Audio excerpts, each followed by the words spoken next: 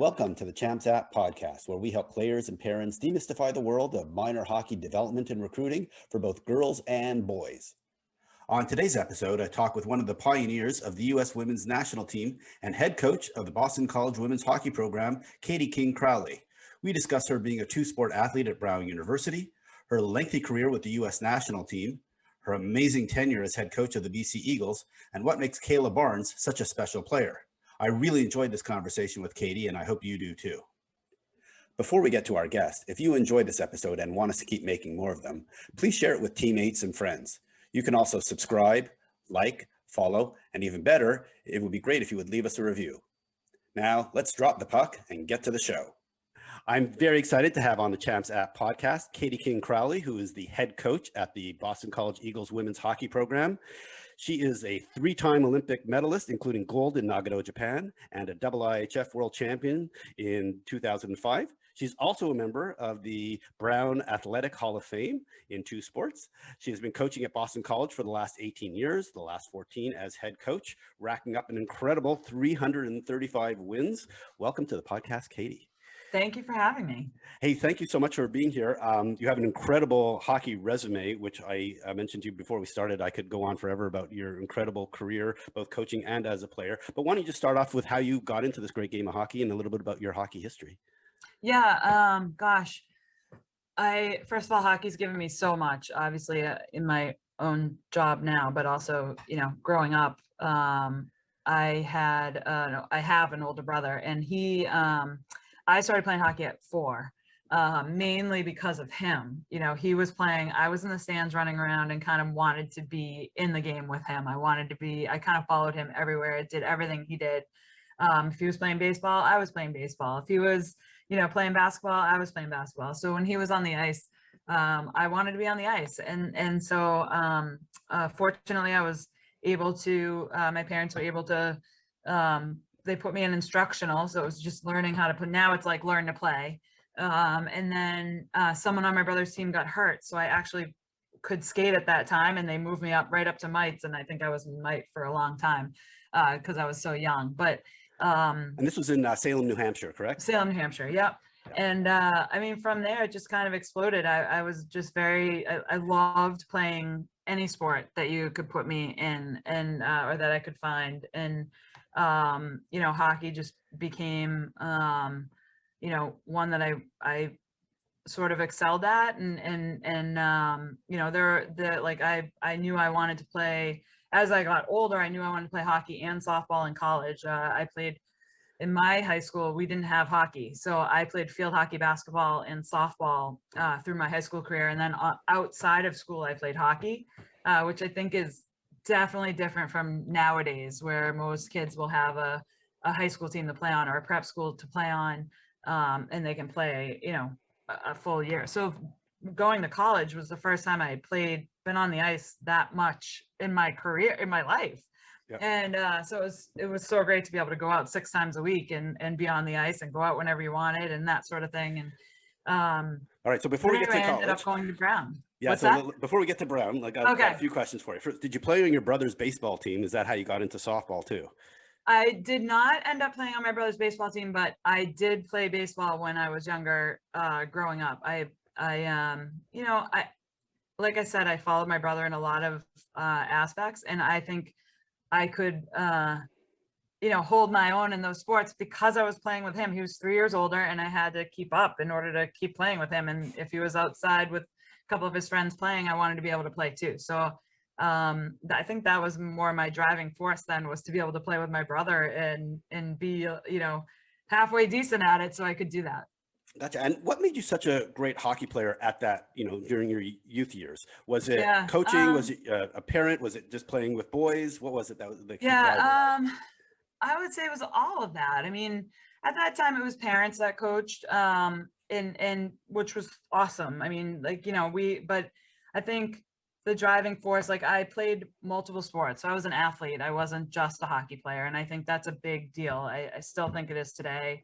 I think it rounds you out as a hockey player to be able to know other sports, and it also gives your body a rest. When you're on the ice, it's hard, it's hard on your body, and to take time off and play another sport I think is valuable on so many levels. But I think that, like I said, playing different sports made me a better athlete, made me a better hockey player.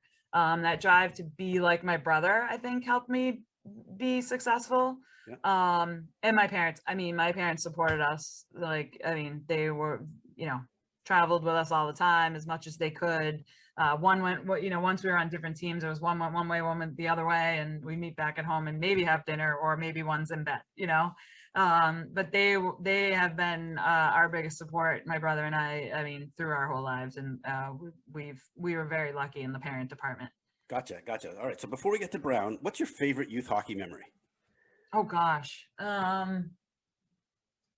I think I would have to say that year of playing with my brother, and like I only remember, you don't remember everything about it, but just being able to play with him was probably, because after that there was just too much of an age difference for us to play on the same team together. So we would play, on the pond together, but just playing on that team, that was, the first time playing on a team, and playing with him and trying to be like him at that age, I think really helped me through a lot of different things. And I'd say that's one of my most fondest memories. But I mean, there's a lot. I've had some great ones growing up and playing, and so I would say that's probably the best though.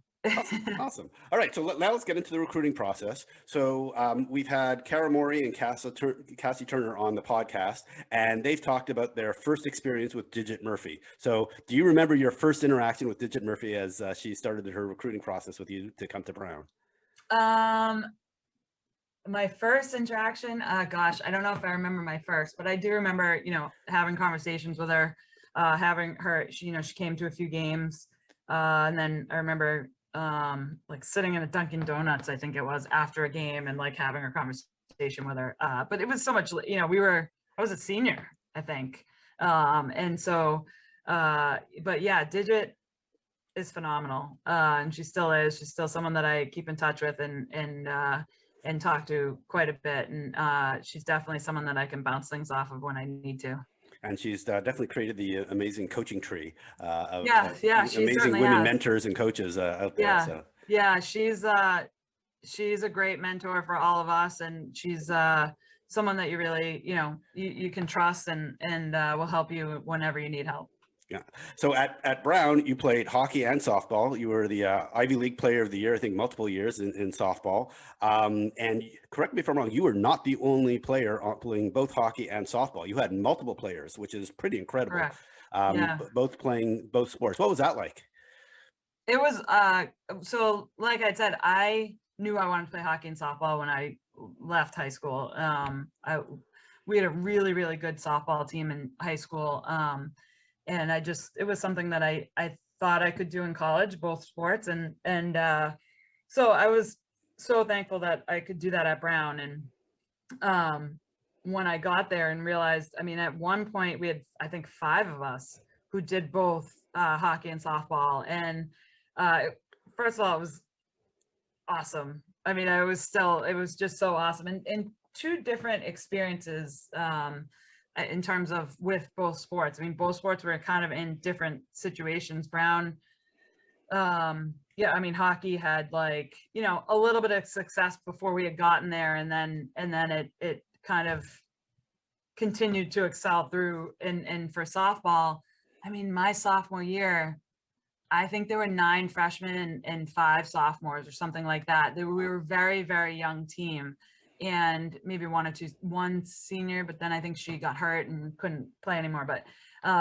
so we were just a really young team, different experiences. And then in our senior year, we ended up making the NCAAs. So it was just 2 completely different experiences, even though you had the same teammates, a lot of the same teammates on both teams. But we had so much fun playing both sports. And I think that's what it's all about, right? Like having fun. And you're in college at that time. There was no professional hockey, no professional, there was professional softball, but that wasn't where the route I was going to go. And it was just, I think we were just very fortunate to be able to play both sports at such a high level. I got a couple more questions related to this. So you were a pitcher. So what was your best pitch?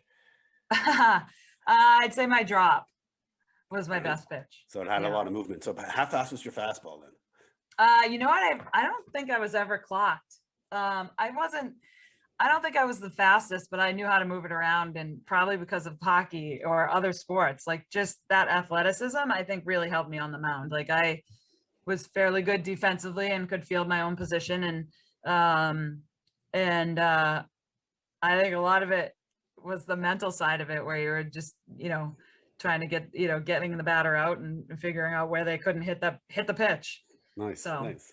The mental game was more the key to your success. yeah, Like. probably. Yeah. Gotcha. All right. So we've had several two-sport athletes on the podcast. So Cara Mori, who's also at Brown, Yep. Katie LaChapelle, Allison Coomey, Tara Connolly. So do you think it's possible for today's athletes to do what you did, to play two sports in Division I these days?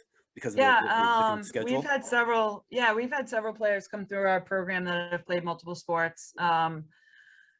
We had one or two play softball. We had a really, really big time kid play both hockey and lacrosse, which is a little more challenging. Well, softball's challenging too. Now it's a little more challenging where you really come late to your second sport, right? Like, so we had Kenzie Kent that came through here and was up for the top player in lacrosse, and she only played like 10 games a season. Oh, wow. For them. And I mean, she was a stud on both on the ice and on the field, and we've had players come through and play softball and done really well there too, but they end up coming later to their sport. Yep. In the Ivies, you're a little more segmented with seasons and can only start. So, I think it's changed a little bit now, but you had a little more regimented seasons, so you could only, you didn't miss quite as much. Gotcha. Okay. Well, but it is possible. Okay, I will say that. That's good to know. I know there's some players in Cornell who currently play or have played. Yep. So I know, but it's a little bit more challenging because of the overlap of seasons. So yeah, and both coaches have to be, they have to be willing to sacrifice certain parts. We've had some kids that have inquired about in the past, field hockey and that sort of thing. So you just have to be willing to make those sacrifices as a coach and see that it's, but it's definitely possible. Especially if the conversations take place up front and the expectations right. Are 100%. Great. All right. So let's move on from Brown. So you graduated at the perfect time from Brown because the Nagano Olympics were coming up. And so it couldn't have been more perfect for you. So right. I don't want to spend too much time on the Olympics because we can just go through down that path for another half hour. I got a couple of quick questions though. Why did you wear number 20? Well, I was at Brown. When I went into Brown, I wanted to be 18 and as a hockey player. And when I got there, one of the seniors had 18, so I couldn't wear 18. And they said 20 is available. I said, okay, great. And when I went to the national team, my first World Championships, I was a senior, and 20 was available. So they that's the number I got, and that's the number I stuck with. Awesome. Okay, great. So now, once again, we went into detail about winning gold with Shelley Looney and the game-winning goals there. So let's talk about after winning gold. Did you, or just in general, on that trip, did you have more fun in Japan at the Olympics or your trip to Hawaii on the way back with your gold medal? I mean, it's hard to pick one. We had a lot of fun in Hawaii afterwards, but nothing compares to, winning that gold medal. Okay, great. So, so we've also had Lindsay Fry, Janelle, Sergey on the podcast as guests, and they discussed the tryout process and the incredible stress of making the Olympic team. So you're a little bit different because you were clearly one of the stars in the 3 Olympics that you were at. So I'm curious, did you face the same stress and anxiety as the other players, or was it a little easier for you because you were such a prolific goal scorer and highly productive? Well, first of all, that first year, nobody knew who was going to make that team. That was extremely stressful for all of us. And knowing when coach picked the 25, I believe it was, to go on tour, you were just like, you couldn't believe, like that was it was so much excitement, but then you knew that you still had months to figure out who was going to be in that top 20. And no one was guaranteed at that point in that first Olympics, and no one's ever really guaranteed. And but that one was definitely nerve-wracking. But I would say every one of them, you have a little bit of stress of I don't know, maybe I didn't have a good tryout, or maybe, maybe a little more comfortable in the second two, just because, you had been through it before, and you know what to expect. So you can kind of, mentally prepare for it a little bit better. But there's nothing like hearing your name called when that team gets picked. And, it's a pretty cool feeling. And then to look around and see your friends, and you had some that didn't make it and some that did make it. And there were certainly some highs and lows in those moments, but hearing your name get called is one of the top moments in your life. Yeah, we've had guests from both sides of that Yeah, decision right. on the podcast. So yeah, Yep. so looking back on your hockey career, what would you do differently? I don't know that I'd do anything differently. I feel like I'm so fortunate to have um, been in the situation that I was in, to have had the people that have supported me through my career in the hockey world, and that goes in through to Coach Smith when I played for him, for in the national team, from digit to my softball coach in high school, and just people that I've still stayed in touch with. But I don't know that I would do anything differently. I really loved what I did and how I did it. And obviously things are different now. There wasn't scholarships back then. And so you couldn't go to a school and get a scholarship for hockey. So, that sort of stuff has changed. If there were scholarships, I don't know, maybe my life would have been a little different, just because it wasn't the easiest for us to pay for school. But but we were given a lot of support in terms of through my career at Brown, and through through the Olympic experience, that I just I've been very fortunate. Well, kudos then to your parents, because they obviously did a great job. If you could grow up playing hockey and Yeah, multiple you're right. sports and not regretting anything, because that means they really helped shape your view of the world and your decision making quite well. Yeah, they were big part of my life. My mom's still around. My dad passed away a couple of years ago, but they were a huge part of our life, and still are.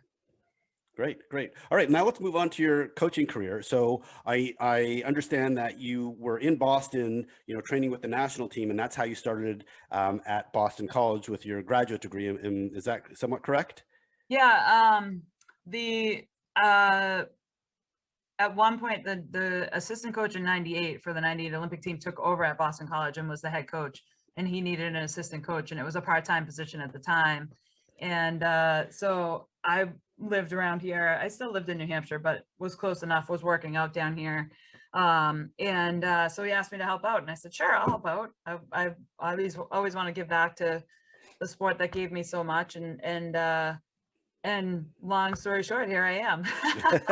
That many years later. And is that why you picked like BC over BU or Northeastern in the Boston area? Because I know you were working with Mike Boyle a little bit. And yeah, so but at the time, BU was a club team, so it just happened to kind of fall into place for me. I mean, I've always liked BC, and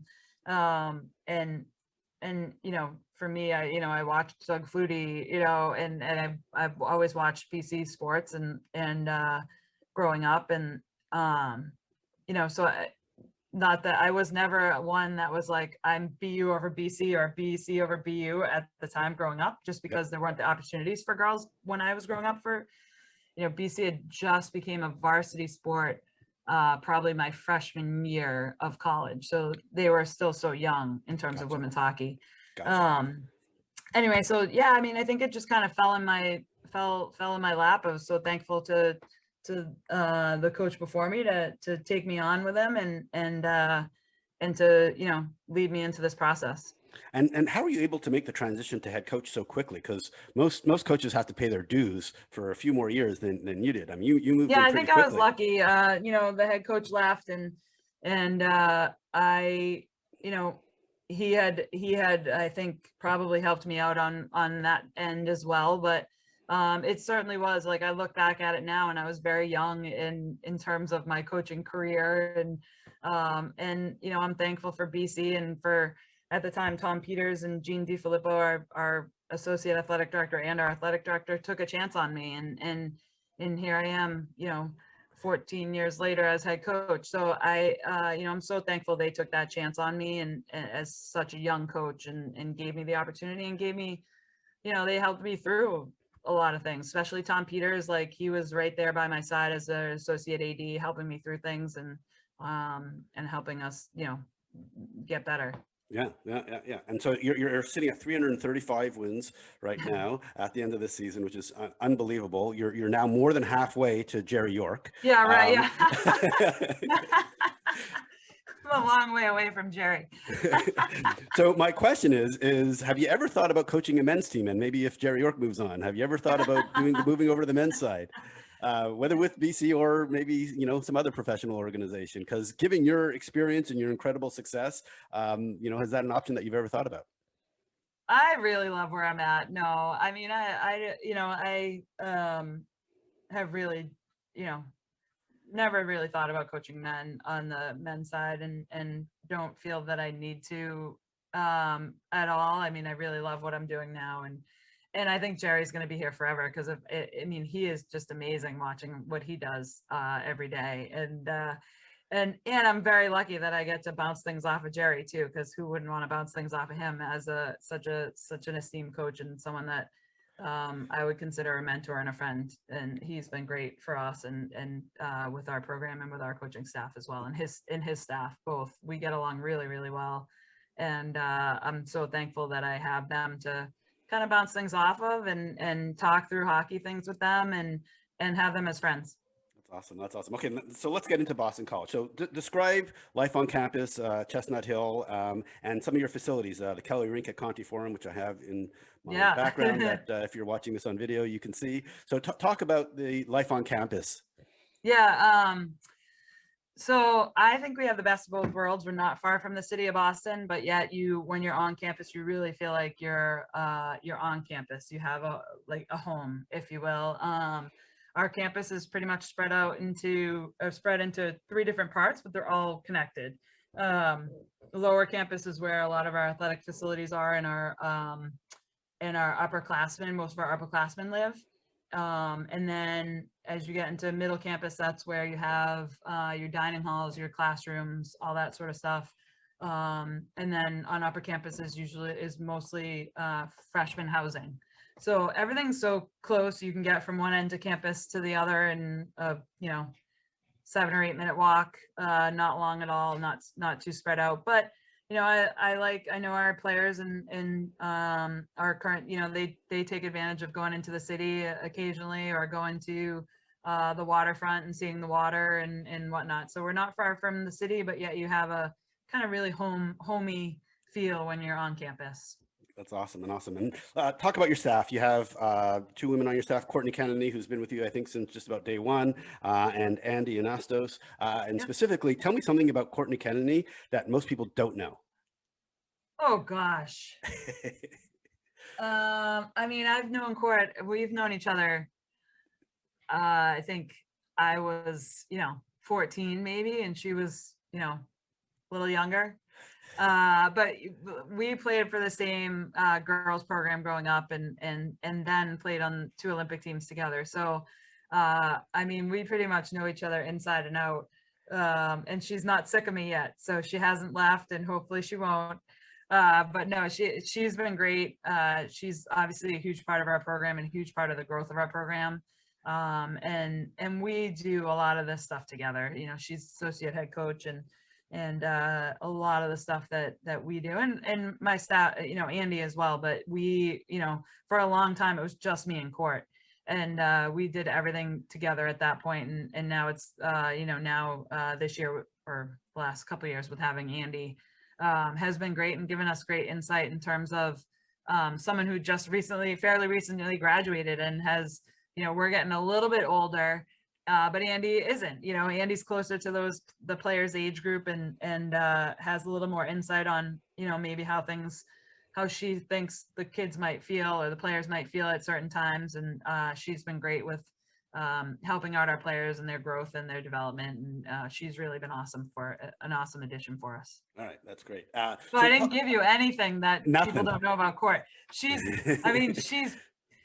pretty much, she's pretty funny, and but most people do know that about her. All right, all right, okay. So I'm gonna. I hope to see her in a few weeks at a showcase. So I'm gonna ask her the same thing about you. So we'll All reverse right. all right. So talk about playing in the Beanpot, and how exciting that is for your team to play in almost every year. Yeah, the Beanpot is awesome. It's and funny story about the Beanpot, and I have told some of my teams this as we have gone through the Beanpot. But my senior year in high school, because BU was still a club team, Brown actually played in the Beanpot and they won it. Oh wow! So when I came in my freshman year, we were trying to petition to be in the Beanpot again because we're like, we have to be. We're defending champs. Now being on the other side of it, I'm like, that was so crazy. Now I mean, obviously now BU is much better. They're not a club team anymore. They've grown and done tremendous, and now we have 4 great teams in the Beanpot, and it's an unbelievable tournament. But that story really hits me as funny because my alma mater is on that trophy as a winner. But it's one of the best. I mean, I love the Beanpot tournament. Obviously, especially in the last couple of years, you have 4 teams that are vying for national tournament bids, and we're all in the same city, right around each other, within 10 or 15 minutes of each other, and you're in an all-out battle for who's the best in Boston, and it really means something to the players, to the teams, to the coaches, to everyone, and I love it because it's a tournament feel right before you kind of get into the tournament and into like your league tournament and then the NCAA tournament. So you get a little bit of that experience before you get to that experience. But the Beanpot is a big deal. It's grown so much, since we started here, and but it's also it's one of the best tournaments around. Yeah, you can see you light up when I mentioned the word Beanpot. That was pretty awesome. All right, so I'd like to talk about one of your players. So for folks who listen to the podcast, know that I'm based in California and I track girls hockey out here pretty closely. And your captain, Cayla Barnes, is originally from California. She moved out east a little bit before going to Boston College. Let me start with the first question: Is what makes Cayla Barnes so special? She's just so dynamic. I mean, she can pretty much do it all. She knows when it's time to lock it down and play defense. She can jump up in the play. She's just so dynamic. It's hard to pick kind of one thing, but she can really do it all. And she knows how to be a good teammate through all that, right? Like you can certainly have players that are great and come in and don't get along with their teammates or don't, that sort of thing. But she's not like that. She's a tremendous teammate, tremendous leader. And watching her through her, 3 years now, she's just, she keeps getting better. She keeps growing. But she's an awesome person, and an awesome hockey player. And she's really, really fun to be around. Okay, so you just said she keeps growing. So she's 5'2". Has she not grown since she's that been way. there? She wishes maybe, but growing within the sport. All right, great. Because it's pretty impressive at 5'2" for her to Yeah. be as accomplished as she is. I mean, she played on the under-18 team for 3 years and then went straight to the Olympics. And she went to the Olympics before coming to Boston College. So my question to you is, how did you convince her to come to Boston College, given her, I'm sure she was recruited by literally every single Division I team if they had the chance to talk to her. Yeah, well, so technically she was at BC. She came here her freshman year, and Team USA pulled her out. I gotcha. 6 weeks in. So she got centralized while she got pulled to committed. centralization and then ended up making that team. So what a weird, I mean, I almost felt bad for her. First of all, she got pulled out of our team and then brought into that team, and just like the dynamics of that are so hard on both sides, right? She's leaving her classmates and going into a team that doesn't really know her, and here she's stepping in to probably take someone's position. So a lot of different dynamics going on there, and I know but she handled it so well and did such a great job with that. But I give a lot of the credit for that one on Court, and that's most of our recruiting is or if not all of our recruiting is Courtney, and she does such a tremendous job and especially with the defense, but with all of our players and recruiting them and helping them understand what they're going to get at Boston College and when they come here, Gotcha. the development and how we're going to help them through their 4 years and leave here with a degree, and they're going to be successful after they leave here. And Court does such a great job with that, and I give her all the credit in the world for finding a way to get Kayla here. So she did a great job.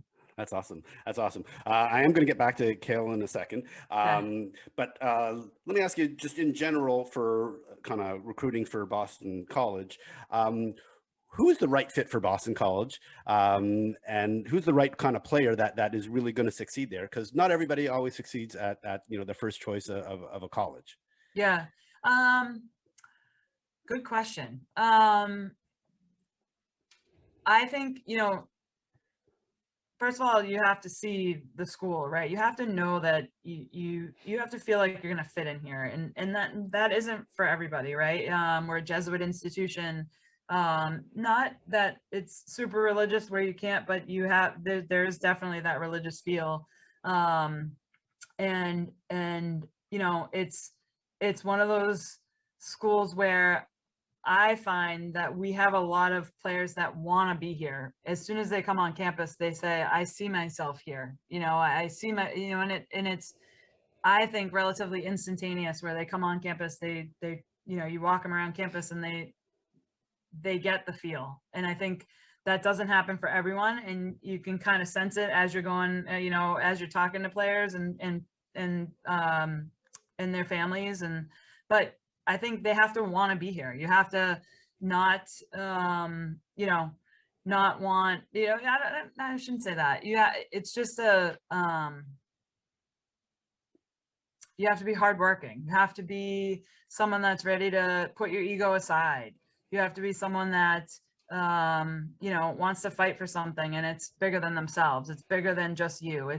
You have to fit into, the culture that we've created here, and kind of, you have to be willing to do things that maybe you don't necessarily want to do, or you don't necessarily, in terms of, community service and doing things to help others out.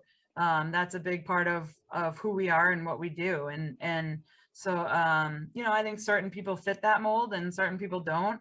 But I tend to find that, like, once people step on campus, they really know if they'll fit in or not. And they just kind of get that feel. And that's what we've had, I'd say, quite a bit. All right. Hard to explain, kind of random, but yeah, no, that's great. Actually, understanding that it's a Jesuit school, because I didn't realize that until you mentioned that, and realizing that probably does have, frame some of the culture of the school and probably even the team in terms of how things are, or what things are like on campus is actually very helpful. All right, I got one last coaching question for you is, what do you like on the bench during a game? Are you like vibrant and letting everybody know what you're thinking, or are you nice and calm and demure and the work was done during the week? Trying to be a little more calm, I'd say.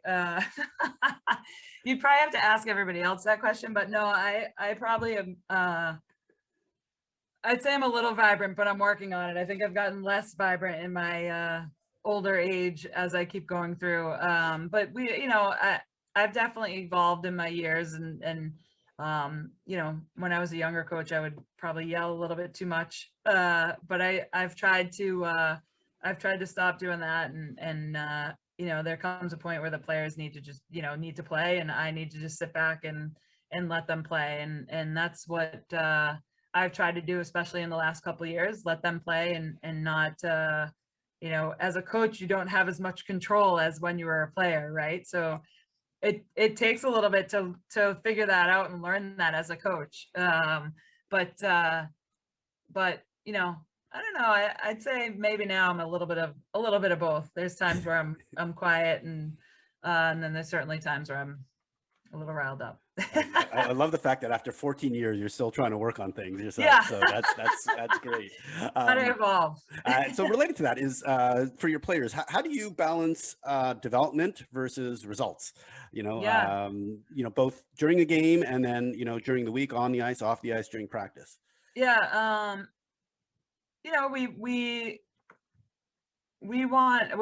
Ultimately we want to try to win a national championship here. We haven't been able to do that yet. And That's something that's been a goal of ours for a long time, and we've been so close many times, and haven't been able to pull that off. So every year we talk about what we can do to do things a little bit differently. Obviously this year, COVID year, we did a lot of different things than we have in the past, more skills type stuff when we weren't playing games, more, of that, working on specific individual development side. But, we want, when players come in, and we know what their goals are, and some of them it may be an Olympic team, and some of them it may not be an Olympic team, and we try to work with each individual and help them get to where they want to be. If that's an Olympic team, great, we'll try to help you get there. We've been there. Andy was a little bit involved as a younger player, and so we know kind of that route. We know what it takes. We know where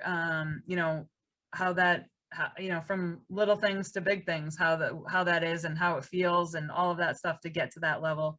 But also we have players come in here that want to, go to nursing school and be a nurse, or go be a doctor, or a lawyer, or, a businesswoman, or whatever. And so we help them with those goals too. And we have such a great alumni network that we try to tap into and use to our advantage, and help our players get, whether it's jobs or internships or that sort of thing. And so we're trying to give them the development on both sides, whether it's, on the ice and in that, getting to that national team, or in their job and what they want to do after college. Gotcha. So you kind of mentioned that one thing missing on the mantelpiece is a national championship. You have 3 players who are trying to make the Olympic team, and 2 seniors who probably can come back thanks to COVID. I know Willow Corson, who growing up in Montreal, I knew her dad quite well for when I was growing up, Shane Corson. So you got a couple of seniors who probably come back. I mean, if you had your full team, what's the missing piece to get you to that national championship and win the trophy for you guys for next year? Yeah, but well, in the next few years, like how are you thinking about getting that last piece of the puzzle? I think well, what you realize after doing this for as long as I have been doing it is it's never easy. And even in the years that you think that you have that chance, sometimes it's not the year that you're like, we have all the best players and this is what we're going to do, and I think you need the right pieces of the puzzle, and that's you never really quite know what that is until you actually do it. And we've been very close, very, very close. And sometimes it takes being very close to realize what that means and what it feels like. And so I don't know, like I really like our players who we have for next year and for the 21-22 season. And I think we've put ourselves in a good spot and continue to keep getting better and improving and trying to make that final turn to winning a national title. So I don't think I could point to one thing. We're just going to keep working at it and keep finding new things to help us move forward. Gotcha. Okay, so I got one last Cayla Barnes question. So if she does go to the Olympics, she still has at least one more year of eligibility. Is that correct, to come back even after the Olympics? Well, so she would take this current year off, so she still has 2 more years. 2 more years. Because of COVID year. That's amazing. COVID year, and so she'll have 5 years of eligibility altogether. So she has another year after that. If she decides to stick around, that's pretty good for you guys. We'll take it. Okay, so related question though. So Barnes, you also have Brown and Bilka, who are also invited to the Olympic team camp. So if they happen to get centralized and on the verge of making the team, how does that affect your team for this coming season? Are you going to add potentially more players, maybe through the transfer portal for this coming season, or do you already have enough players and you'll go with what the players that you already have? Yeah, we wouldn't add anybody. First of all, I think it would be too late. But we won't add anybody. We really like our team with and without. Obviously, if you lose someone to the Olympics, you can't complain about that. That's for sure. But we really like the group we have, and I would be thrilled for them if they do make that team. They've all put in such a great effort, and they're all really, really good hockey players. So I would be so happy for them, and we would get them back for, we still get them back for future years. So, it's just you move things around and you make it work. And players get opportunities that maybe they wouldn't have gotten had those players been here. So it's always a little different, maybe a little tweak here and there, but we won't add any more players. We have quite a few on our roster for next year, and we won't add. We're happy with who we have. Great. Okay, now we'll go a little bit deeper into the recruiting process. So how have players changed in the last 10 years? Obviously, you've seen a lot over the last 25 years, but just in the last 10 years, how have female hockey players changed? I think the sport, obviously the sport of women's hockey has grown tremendously. There's so many more teams. I find that there's a lot more players who have worked on specific skills, have done a lot of skill work outside of this, outside of just your normal practice with your team. They have a personal coach they have a coach for shooting, a coach for skating, and sometimes it's the same person, but working on those specific skills. And I think that's different than it ever was. I don't think it used to be like that back 10 years ago. I think the sport has evolved in terms of I think there are more good players who are, you know what I mean? Like you just have more players in general, but you have more good players playing the sport of women's hockey. And it's made our sport as a whole grow and get better. That's awesome. So let's talk about your specific recruiting. So while not all your players are from the New England area, a significant portion of them came from the New England area. Is that a primary spot of just there's just so many good players right around you that you just see them a lot, and that helps kind of bias you to recruiting locally? I think it would. Right now we've always been fairly heavy in the Northeast. But I guess we're fortunate that we just have a lot of prep schools around here. A lot of, even if they're not necessarily from around here, you find them at a prep school or something like that. So yep. But there's no limit as to where we find our players. We're just looking for the right fit and the ones that fit into what we need for that given year. And no matter where they come from, that's where we'll try to find them. Right. Gotcha. So what advice do you have for players and parents as the blackout period ends? By the time this goes live to folks, it'll be after June 1st. So, as the recruiting season kicks off, finally, what advice do you have for them as they kind of go through the different showcases and tournaments and maybe even camps that you might be having on campus? Yeah, I would say just make sure you're letting college coaches know where you're going to be and what camps you're going to be at, and hopefully they can make it out. It's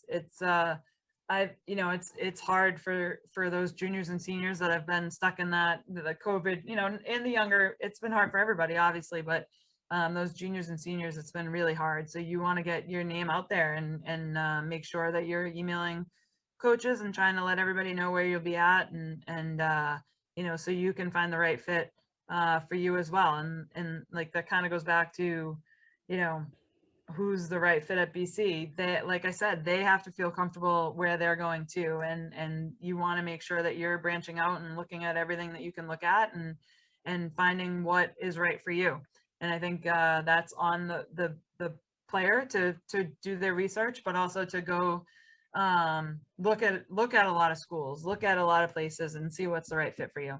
Gotcha. And are you heading out the first week in June to start scouting and recruiting players? We'll be going out. Yeah, as soon as we'll be on the road here soon. And are there any specific camps or something that you'll be doing on campus at BC for folks this summer? I know some folks are and some folks aren't.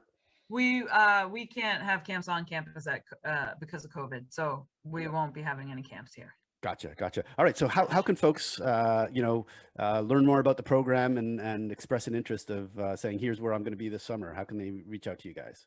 Yeah. Well, via email is probably the best way to do it. I know that I feel like kids these days don't really check their emails quite as much as they used to, but email is probably the best way. And then, obviously you can learn more about us on our website and that sort of thing. But I would say email is probably the best way to get in touch with us. That's awesome. All right, Katie, I want to thank you so much for coming on the Champs App podcast. This was great. It's some unbelievable information, just learning about your background and also about Boston College and everything that you go through to kind of put the team together and how you think about the team. So thank you so much. Thank you very much for having me. I really want to thank Katie for joining me today. It was great to hear about her amazing hockey journey as a player, incredible success at Boston College, as well as her advice for players and parents as the blackout period ends. And remember, if you got something out of today's episode, we'd really appreciate it if you'd like, follow, subscribe, and even better if you could leave us a review so we can keep sharing this important hockey information with folks just like you.